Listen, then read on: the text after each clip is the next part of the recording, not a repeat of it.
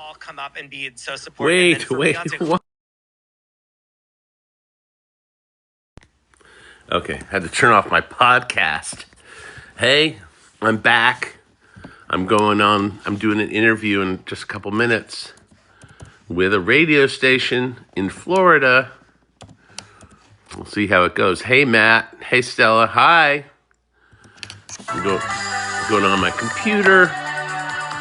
Oh, my God. What is this? No sound. No sound. No sound. Duran.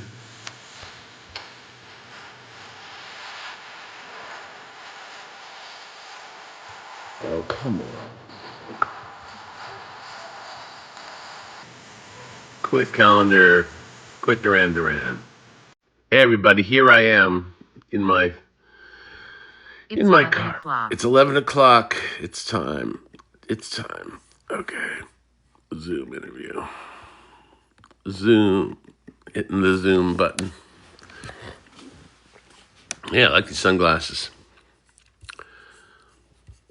It's a beautiful day. Pacific Coast Highway. Palm trees. Okay. Allow. Launch meeting. Allow. Connecting. Let's see what happens. Cancel.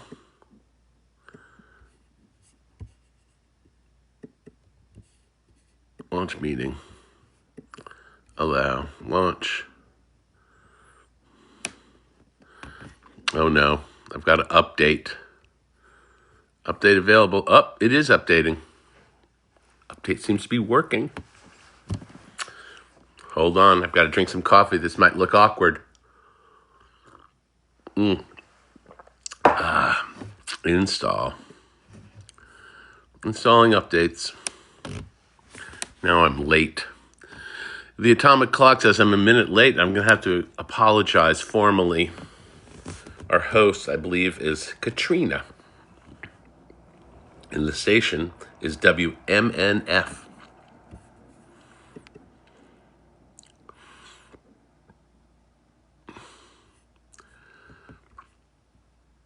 Host has joined.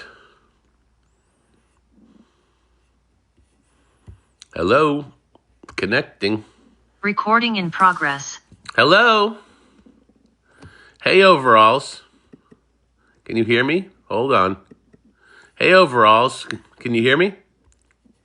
I can't hear you. Are you muted? I am muted, but not anymore. Hopefully. Oh, there you go. You turn yourself Doing up. it old school, yeah. I'm if it's okay, I'm putting this on TikTok if that's okay. Yeah, of course. Okay. Of course. So it's so nice to see you. So nice to see you. We're just thrilled, first of all, that you're coming to town. Yeah. Are we on? Are we on? We are recording. Okay. You can start whenever you want, and we'll edit it and, do our thing. Let's start right now. My name's John. What's your name? My name is Katerina. Katerina, right. Okay. Yes, nice to meet you. Let's start right now. My name's John. What's your name? My name is Katerina. Katerina, right. Okay. Yes, nice to meet you. John, what's your name? Nice to meet you. What's your name? My name is Katerina. Katerina, right. Okay. Yes, nice to meet you. Nice to meet you too, John. So did you see the Grammys? No. You didn't? No. You're a DJ on the radio station. You got to keep up with this stuff. I usually do. I was just a little depressed this year. So. Oh, okay. I was in the hospital for a few days, but just like the whole situation in the country is just depressing me, and I just. Oh, that's why cool Aunt Cindy. From everything. That's why cool Aunt Cindy was on last week. Yes, exactly. Understood. Yes. So I'm curious, how did you guys find me? How did we find you? How did Rosie contact me? Do you know? Maybe I should ask Rosie. Or Oh, why? we're just trying to get the word out about these shows. Actually, I have one single goal, which is to get on your events calendar, to get on the Oh, okay. WMNF events calendar. We can do that. Okay. All right. Well, hello, my name is Katerina Lover. I am talking with John Flansburgh from They Might Be Giants this morning. Hi, John. Hey, it's great to be here. It is so incredibly just amazing to have you. It's an honor. We here at WMNF have been fans of They Might Be Giants from the very get-go, from the 80s. I personally have been a fan of the band, from 1985 on. And you guys have just been a mainstay in our consciousness in a way. You've, made us bob our heads and tap our feet to your amazing music. And you're coming to town here to St. Petersburg at Janus Live on February 28th. Yeah, And we're it's back at Janus Live. back at Janus Live. And it's a big show tour 2025, right? That is the name of the show. That's right. Yeah. Tell us all about it. Well, it is a big show. Like we've actually, the last couple of years, we've been doing flood shows where we've been playing our entire flood album, and which is a format that people really like because you kind of get to focus up on a specific thing and change up the repertoire. But what we're doing now, since all those shows all sold out, and it was like a really glorious thing. It's always, for a musician to sell out a show is always really fun. And so it afforded us we thought, well, we could actually make a profit, or we could make the show bigger. So let's figure out how to make the show bigger. And we took on a horn section. So we've got an 8-piece band now, which is really like having a Saturn V rocket lashed to the back of our project. And so we're just kind of carrying on with the setup of what we did in the last couple of years, but we're changing the repertoire. Like we actually have, there's no opener. It's an evening with, so it starts really early, and we spotlight some album in our repertoire. So we've got 3 different albums that we can select from. And we do like a big part of the first set, kind of highlighting a record like that. And then in the second set, it's audience favorites. I mean, we play songs from Flood, and we play songs from across the years. So we've been doing this for way too long. So we are so grateful that you have been doing it for so long. Honestly, like the energy, the sort of the wittiness, the fun of your music is just something that is truly incredible. So I did want to just ask you, are you going to have any interesting props at the show in St. Pete on the 28th? Oh, just hopefully something to keep us upright. Like we just jump around. We jump around. To be perfectly honest, like I think my mom is coming to the show in St. Pete, Oh. so I've got to be on my best behavior. I've got to make sure I don't swear, and do stuff that's going to bring shame to the family. I got to make sure I don't swear, and do stuff that's going to bring shame to the family name. Wow! So we're lucky to have your mom in our midst. That's amazing. Yeah. She's nearby, and she's very excited about it. It's but it is extra pressure. I have to say, like my mom has been to some pretty memorable shows. Some pretty memorable shows over the years. I think my mom actually saw the Pixies open for us in Jamaica Plain that years back when the Pixies were an unsigned band. But they were still incredible. They were just as loud as they are now, and I think my mom's hair got parted on the other side for that evening. It's got to happen. So John, so I understand it's like going to be an 8-piece band with horns, and I also wanted to ask you about this app that you guys have. You have been the first, well, you've been like the first in so many things. Okay. I think you guys like were the OG first in so many things. Okay. I think you guys like were the OG first in so many things. Okay. I think you guys like were the OG DIY. I just love that approach of doing it all yourself. And for a few decades, there was a phone number that fans of They Might Be Giants could call and get a song. Just hear They Might Be Giants. The video for a second. Oh, okay. I don't know if you heard anything that I said. I just you started introducing dial song. I can if you know I think you I can pick up where I think you probably left off. Okay, let me then try video again because I think. Oh, you don't need just if it saves it, just leave the video off, and that way we'll have a more solid connection. Okay, let's do that then. Okay. Okay, so tell us about the dial song app that They Might Be Giants has published recently. Oh well, we have a lot of different things happening online.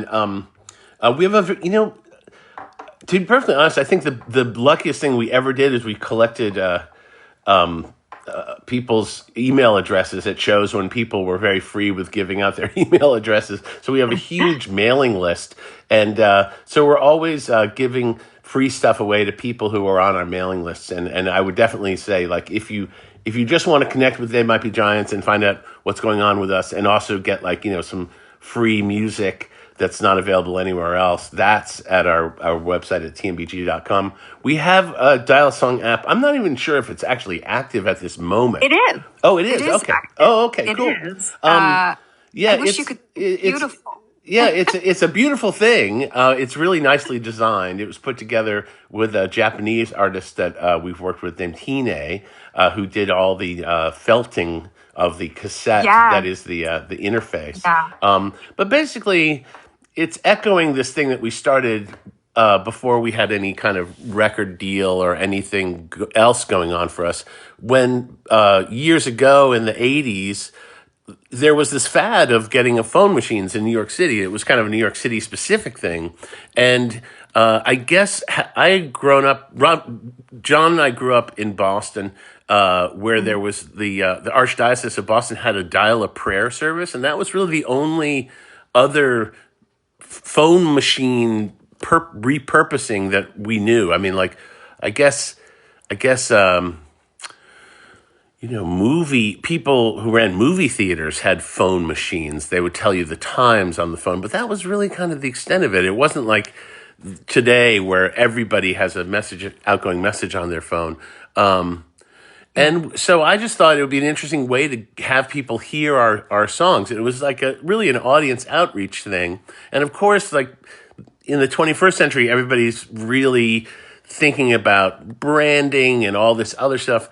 That was not really our intent. I mean, it was much more 1 + 1 = 2 kind of thing, where it's just like, if people can hear our songs, maybe they'll be interested in our band. That was it. It wasn't like we were trying to profile ourselves as, some kind of, bad boys short-circuiting the record industry. It wasn't like a statement, I guess is what I'm saying. But it was a great way to establish ourselves as something else. It was not, we were not a regular band in a lot of different ways, and the dial-a-song service helped kind of clarify that we were a little bit beyond the ordinary.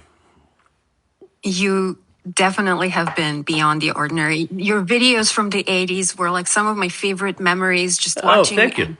MTV. And, stumbling across the video for Istanbul, not Constantinople. And it was just, all of your videos were just so impactful. So do you and John have a background in visual arts at all? Oh, yeah. I mean, I think, we both went to a lot of rock shows together. We both went to a lot of cultural things together. I think just fusing the energy of visual stuff and the music was important to us really from the jump. I mean, I went to art school and I studied like fine arts and worked in commercial arts for years. So I got I had an awareness. And John worked in an AV place doing graphic stuff. So like we had a big background in that, just professionally. And doing videos, we had the good luck of collaborating with this guy Adam Bernstein, who has become a really big deal in the world of television. He directed our first like Puppethead, Don't Let's Start, Anna Ang. I don't know what else. She Was a Hotel Detective. He did a ton of our early videos, and he brought a level of crazy creativity to it. And he could work with like virtually no budget. Like he really intuitively knew everything about directing, and he just had a million ideas, and it was just such an easy collaboration. We were so lucky. When I look back, that was the kind of thing that like it was not a given that we would find him. So I do feel really fortunate that we got to work with Adam, and he's gone on. He ended up putting together like the 30 Rock TV show, and he worked on a ton of like big deal TV. I think he worked in. He might have done stuff with Breaking Bad. I'm not. He's been involved in a billion super successful TV things, and he's just a very talented guy. Well, speaking of Breaking Bad, Bryan Cranston, who was in Malcolm in the Middle, that's kind of like what put him on the map, right? And you guys wrote the theme song, Yeah. Loss of Me. Yeah. For that show that was beloved in the 2000s. And I know you guys won a couple of Grammys. Yeah, we won a Grammy for that theme. I don't know what we're up against. It's like one of those. There were some other themes there, but it was. What we were up against a bunch of movie. What's weird about it is that it's a mixed. The Grammys are always trying to consolidate the number of awards that they give out because everyone's like, they give out too many awards. So they actually combine movie theme and TV theme into one award, which basically means that only movie themes will win, because the movies have big PR companies kind of pushing in the awards ceremony stuff, whereas TV shows have no money behind them. But we were lucky that the song kind of caught fire and captured people's interest.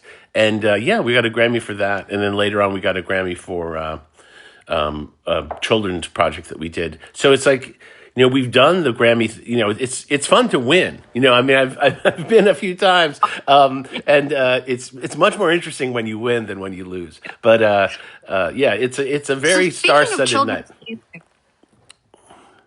Awesome. So speaking of children's music, we expect to see children at your show on February 28th at Janice Live, right? Oh, I hope not. Do you guys see a lot of kids? No, we never see kids. It's always like 16 plus. We play. We're like Janice Live is a bar. It's a bunch of people getting drunk.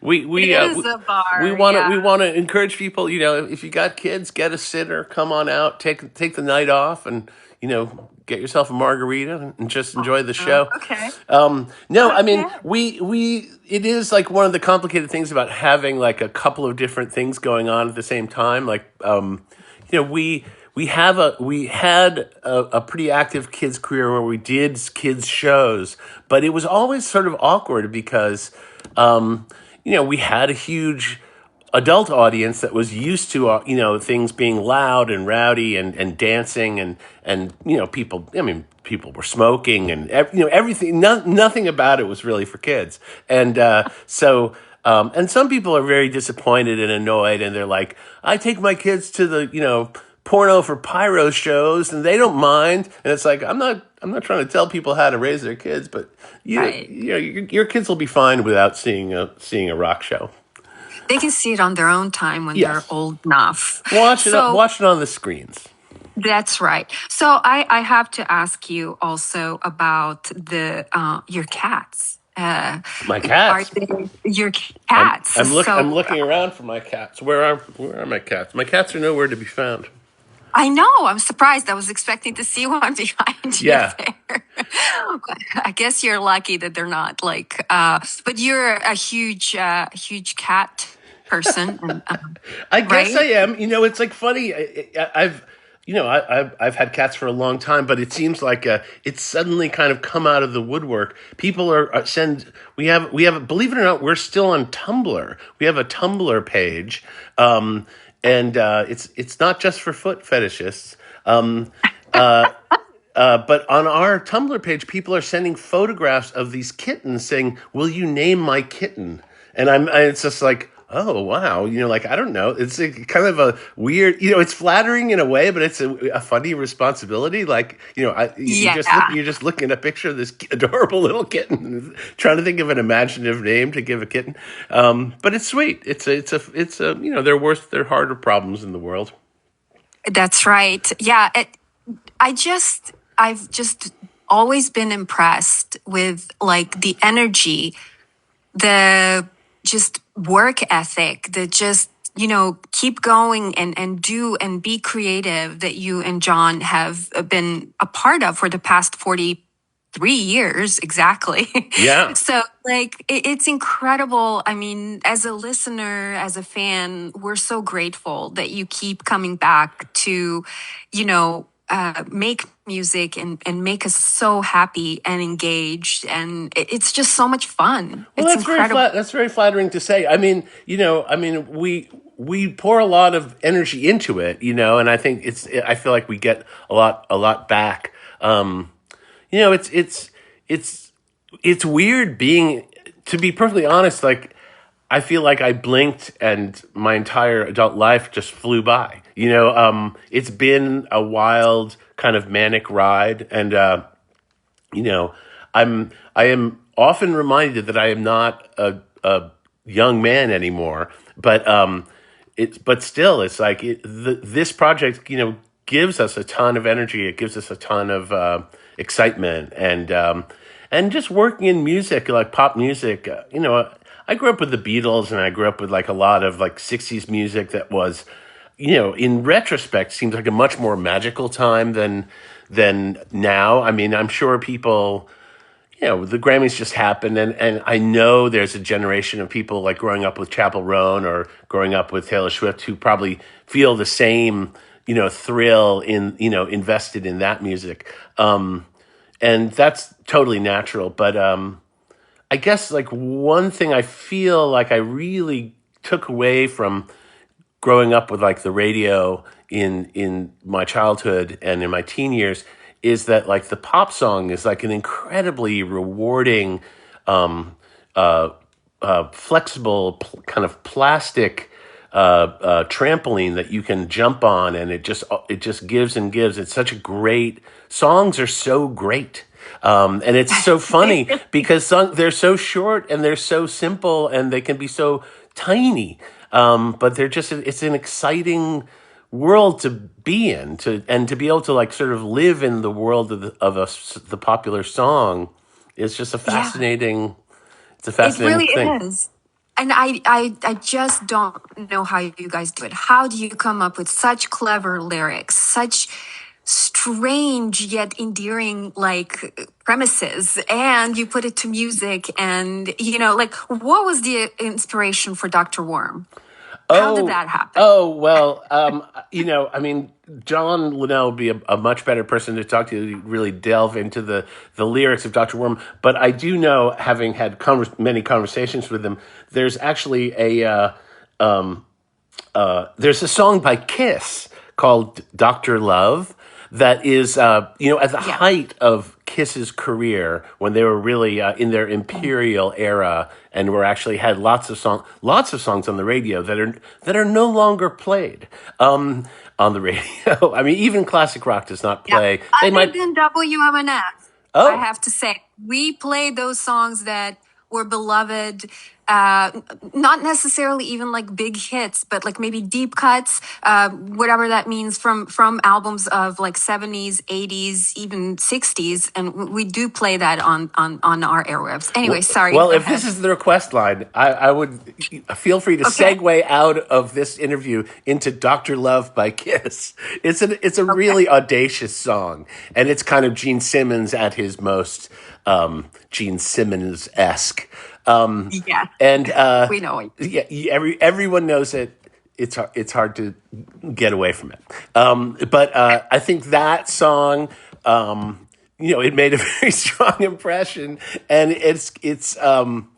I think I think John was really riffing on that. Understood. So I do have to say that I know that Charlie XCX performed at the Grammys, and she performed my favorite song, Von Dutch, and she was amazing. But what was some of your other performances or events that happened at the Grammys this year?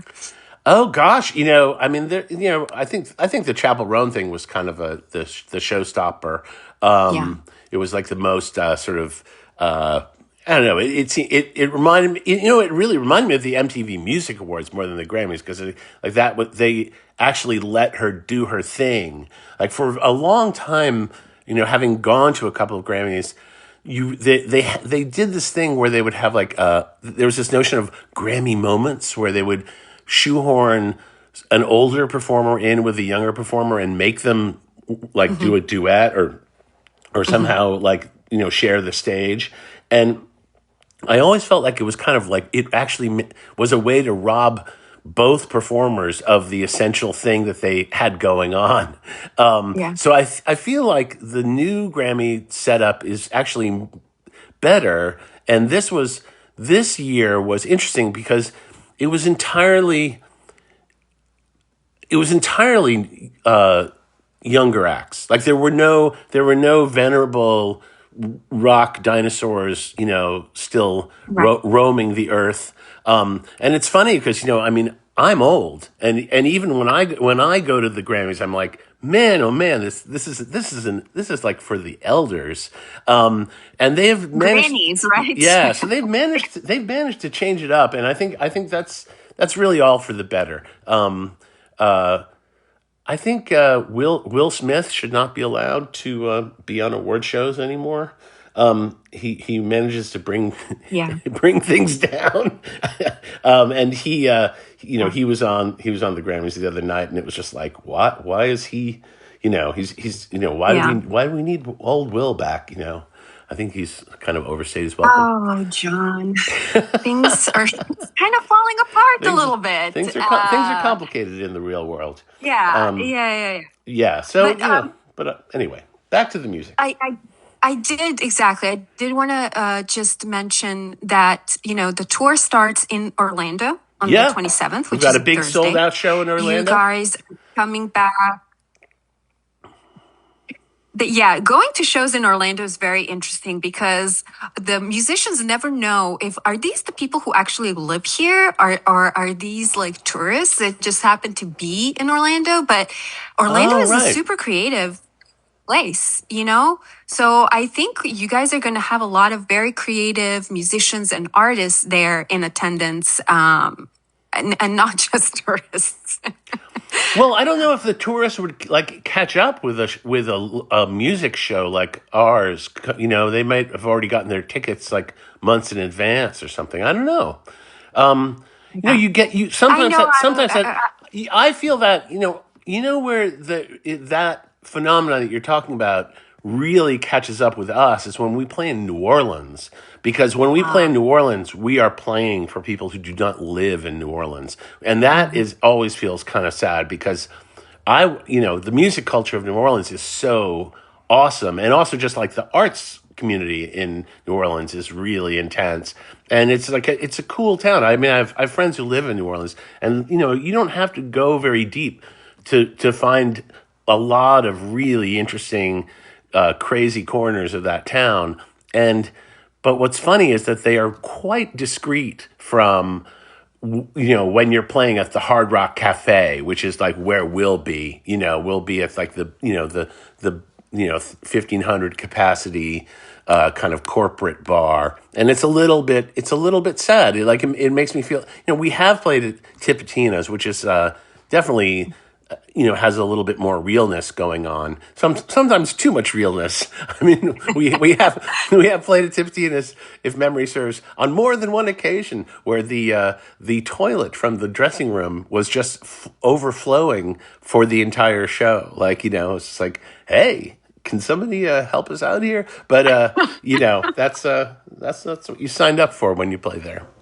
Oh my gosh, that's amazing. I just know I was at a Death Cab concert. How are they? What was that show like? They're great. And they just went, so who are you? Really? Oh, They kind of called us freaks, and we were like, "No, we live here. We're not. We live here. We love you guys." But yeah, that was interesting. So you actually, so then you're going, out west where some of the shows are already sold out. You have multiple nights, like you just added a night in Salt Lake City. Yeah, I know. Well, been perfectly honest, we've been playing in Salt Lake City forever. I feel like we were one of the first rock bands to ever play, like really get like alternative rock back the circuit to expand to Salt Lake City. And Salt Lake City always kind of responded in a positive way to us. I'm not sure what that was about, but most of the shows on the tour have sold out, which is very exciting. I mean, just in advance, and pretty much, I think every show by the time it's the night of the show, every show will sell out. So it's just going to be a very successful tour, and we're happy about that. One last thing, what are you guys bringing merch-wise to the show? Are you tell us? Let's see. You know what? You're reminding me. We should bring nightlight. We have nightlights, Blue Canary nightlights available on our website. And it's like far and away the most popular item that we have, but we never bring it to shows. But I think we could do that. We should do that. Good. Okay, good. And there will be vinyl, reissues of your older stuff as well, right? Yep, we got a pretty good selection of stuff. I just did a previous interview where the fellow asked me a question. He said, "Are you ever going to get?" He was very much into our deep catalog, and he was like, "When are you going to do a vinyl release of Long Tall Weekend?" And I was like, I don't know, it's hard to do everything on vinyl. It's hard to get the artwork. And then I realized, oh, wait, we actually put that out on vinyl a year and a half ago. It's out. It's in the world. We have lots of new titles, all sorts of things. We've got Mint Car on vinyl, which is amazing, amazing package design. It sounds great. We got it, remastered. It's very, very sweet. And all sorts of stuff, and we have a new horn focused live album called Beast of Horns. It's on vinyl and download, that's it's not on streaming sites. I don't know why, but I think I heard 4 cuts off that album. There's a sampler. There's a sampler on Spotify to remind people that it exists in the world. But no, there is a full length album, and it spotlights the horns, which is it's a really nice package. It's a really nice song selection. Wow. And the best part about all of this is that you guys are so thoughtful that $1 from every ticket sold to come and see you in St. Pete, Orlando, and Asheville is going to just 2.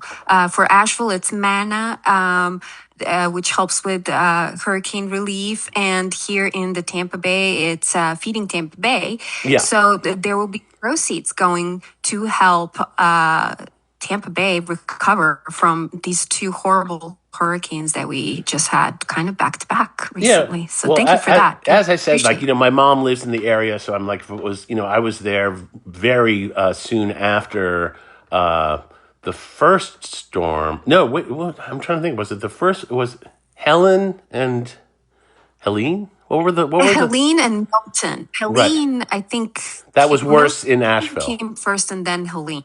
Yeah. Yeah, I mean, Yeah, it was Helene destroyed Asheville. Yeah. it was crazy just to see how Yeah. much devastation it generated. It was really hard to not notice. Yeah, we're used to it, I think we'll bounce back. I haven't been to the beaches since, but like there are parts in Western North Carolina, like Avery County, where I went to school, that is just still devastated, and they're still trying to clean up. So we appreciate all your help there. Well, and we're running out of time. Oh, no problem.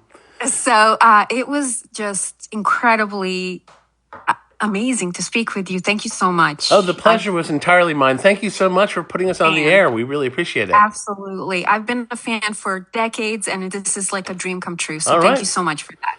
Come on out Oh, and see John. us. Oh, yeah, You're I on will. the list. Oh, goody.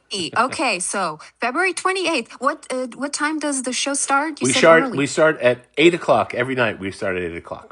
8 o'clock on February 28th in Janus Live in St. Pete. We'll see you there. Thank you so much, John. All right. Have a great one. Okay, Adios. bye-bye. Bye-bye. Bye. Recording over. Okay, now I'm going to go here. Let's see what people... when will you be added to Fortnite? Jello, hello. I listened to the entirety of Flood yesterday. Oh my God. Is the live ending? Did the live end? I don't know. It didn't end. Everything. Their peak was in the late 60s. Very Python-esque. I don't know what you're talking about. All right. I'm going back to see if there are any comments here that I can comment on. Okay. Hey, people, put the hearts, moons, and clovers so we get higher on the algorithm. It's been 50 years. I feel like we should know by now. Flood was the anthem of my adult. Oh, Flansy. I saw Team G at Michigan State in '94. Really? I remember that show. We had a weird interaction with the local crew at that show. There were some weird racist guys on that crew. Just got to the number 2 gifter badge. I said grifter. My first CME show was a kids show. Password, no, Password's not around. I don't see Password. Cats Rule. What? Just got this number 1 grifter badge. Mr. Meow-G. Cats for the win. Hi. Yes, we are. Flans, I love you. Flansburgh. Oh, that's very sweet. Sent a gift. I love you, John. I use Letterboxd. Dr. Love. Choreography. All right. Well, folks, I don't see any... I guess, I was just blabbing to the radio people. All right. So, thank you so much for tuning into this live moment here. I hope it wasn't too disorienting, and I hope it wasn't too manic with this driving, all my driving, my fast car driving. As some people, let's see how many people are on this right now. Oh my God. Wait, what does this say? There are not 12,000 people watching this right now. That can't be possible. Folks, I'm John of They Might Be Giants, and we are going on tour at the end of February. At the end of February, yes, February 27th. We start in Orlando, then we play in St. Pete. Then we're playing in Chattanooga, we're playing in Asheville, we're playing in Nashville, we're playing in Atlanta. A lot of these shows have already sold out. The first show in Atlanta is already sold out, but the second show's been added. Asheville, very few tickets left for the Asheville show. Orlando sold out. Fort Lauderdale's already sold out. But come on out to those shows. If you live in Los Angeles or San Diego, we are going to be there in early May. So get your tickets now before those tickets sell out. Our first LA show is sold out, I believe. So again, come on out to the shows. Portland, there's one show left of the 3 in Portland that has still has tickets available. And I think those are the only West Coast shows that are actually still available. So The tour is selling out, but thank you for all your interest and all your support. We are They Might Be Giants. We are the only They Might Be Giants. If you see other They Might Be Giants, tell them they're not They Might Be Giants. I appreciate your interest. I appreciate your awesomeness. Go to the tmbgofficial Tumblr page. Tumblr. It's a lot like MySpace, except it's still there. Is MySpace still there? Maybe not. Guys, you're the best. I'm signing off. Oh, wow. There really were a ton of people watching this thing. That's crazy. I'll talk to you later. Bye.